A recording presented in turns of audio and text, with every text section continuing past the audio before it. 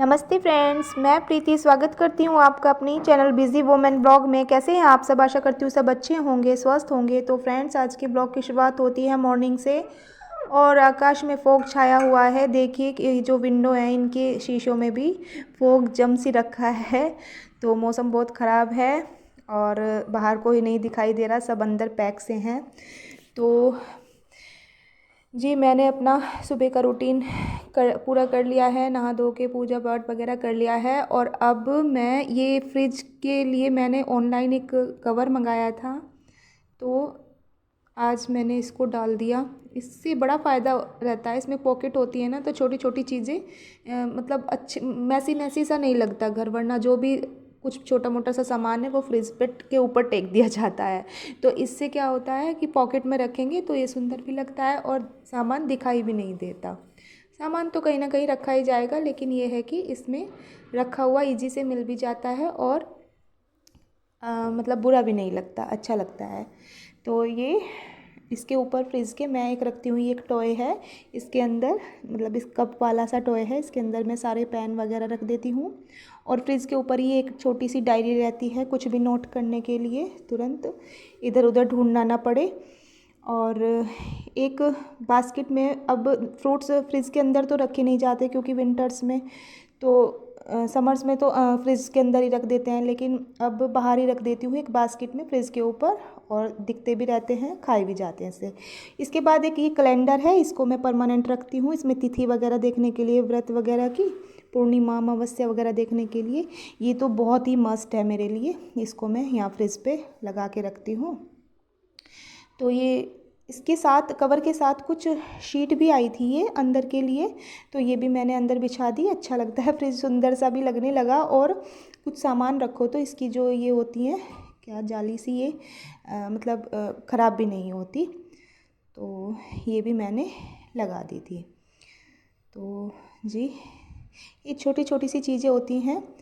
तो ये एक बॉटल को मैंने कट कर रखा है, कोल्ड ड्रिंक की बोतल को, और उसमें मैं हरे धनिए को रख लेती हूँ।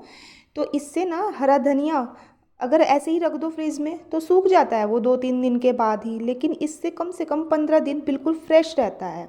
तो ये ट्रिक मैंने इसी बार अपनाई और मेरी ये ट्रिक काम कर गई, मुझे बहुत फ़ायदा मिला इससे।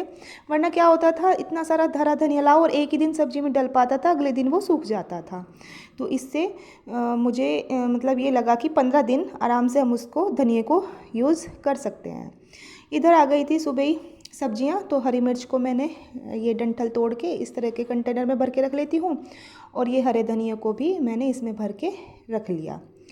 तो बहुत अच्छी ट्रिक है ये, देखना करके फ्रेंड्स, बहुत काम करती है। 15 दिन तक ये हरा धनिया फ्रेश बना रहता है। तो सारी सब्जियां मैंने फ्रिज में अपने लगा ली थी। और अब आज बनाने थे मुझे आलू मटर टमाटर की सब्ज़ी। तो आलू में आजकल बहुत मिट्टी आ रही है, तो मैं क्या करती हूँ, पहले इन आलूओं को अच्छे से वॉश कर लेती हूँ, उसके बाद फिर छीलती हूँ। तो इससे हाथ ख़राब नहीं होते, वरना हाथ बहुत ज़्यादा ख़राब हो जाते हैं विंटर्स में। तो इस तरह से। और एक इस तरह के जो कंटेनर होते हैं, मैंने पहले ब्लॉग में भी बताया था, मैं उनको फेंकती नहीं हूँ, बहुत यूज़ में आते हैं वो मेरे। तो ये इस तरह के कंटेनर में मैंने मटर भर के रख लेती हूँ फ्रिज में, ये स्वीट्स वगैरह में आते हैं। तो जी, पोहा ख़त्म हो गया था, ग्रोसरी का सामान भी आया था आज। और ये सीज़र, छोटी सी कैंची मेरे किचन में हमेशा रहती है, ख़राब हो गई थी, अब दूसरी मंगाई है। इसके बिना तो काम ही नहीं चलता, हर वक्त चाहिए होती है ये किचन में।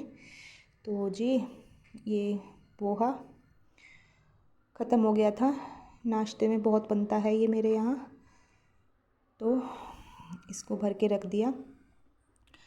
और ये चुटर पुटर के बहुत सारे काम ऐसे होते हैं जिनको हम फ्री टाइम में कर लें तो सही रहता है। और अब लंच वगैरह के बाद शाम का समय था, मैंने अपने लिए बनाई थी चाय, और आरू को कुछ खाने का मन था, तो ये स्नैक्स रखे थे, ये कचरी रखी थी, इनको मैंने फ्राई कर दिया। और अब इसके बाद मुझे बनाने थे आटे और ड्राई फ्रूट के लड्डू। तो फ्रेंड्स इसके लिए सारे ड्राई फ्रूट्स को देसी घी में फ्राई कर लेते हैं, आटे को भी घी में ही फ्राई कर लेते हैं, गोला कस के ले लिया मैंने। और इसके बाद जितना आटा डालते हैं उतना ही बूरा डाल देते हैं। इसके बाद इसमें थोड़ा सा घी डाल देते हैं, अगर घी ज़्यादा नहीं खाना तो स्किप भी कर सकते हैं। और फिर आधा गिलास के लगभग पानी को उबाल के इसमें छींटा सा लगा के लड्डू बांध लेते हैं। तो इस तरह से ये लड्डू हमारी मम्मी बनाया करती थी विंटर्स में। और अगर किसी को मीठे से प्रॉब्लम है तो गुड़ की चाशनी से भी इनको बनाया जा सकता है। बूरे की जगह इसमें गुड़ की चाशनी बना के डाल लें तो ये और ज़्यादा हेल्दी हो जाते हैं। तो हर बार विंटर्स में ये हमारी मम्मी बनाया करती थी। तो और अब उन्हीं की तरह वो नहीं है, उन्हीं की तरह मैं भी इनको बच्चों के लिए अपने लिए हर विंटर्स में बनाती हूँ। और जब भी मैं इनको बनाती हूँ तो मुझे अपनी मम्मी की बहुत याद आती है।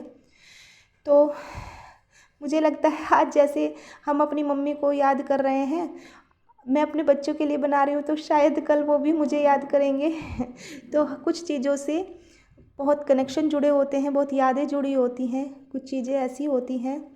तो फ्रेंड्स इसी तरह से यादें संजोए रखिएगा अपनों की।